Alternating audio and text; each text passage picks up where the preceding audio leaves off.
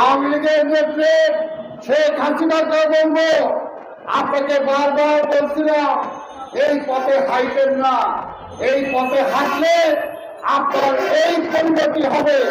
এটা কিন্তু প্রকাশ্য মিটিংয়ে বলেছিলাম। এই সময় শুনেন নাই। এই সমস্ত পুলিশ কর্মকর্তারা আজকে যারা গ্রেপ্তার হচ্ছেন, আপনাদেরকেও বলেছিলাম শেখ হাসিনা কিন্তু পালায় যাবে, আপনাদেরকে সেই হেলিকপ্টারে দিবে না। যখন মামলা হবে সেই মামলা কিন্তু আপনারাই ফেলবেন। কাজেই এখনো সময় আছে, প্রশাসন সহ বিভিন্ন জায়গায় যারা আছেন, আপনারা কোনো ষড়যন্ত্রের শিকার হবেন না।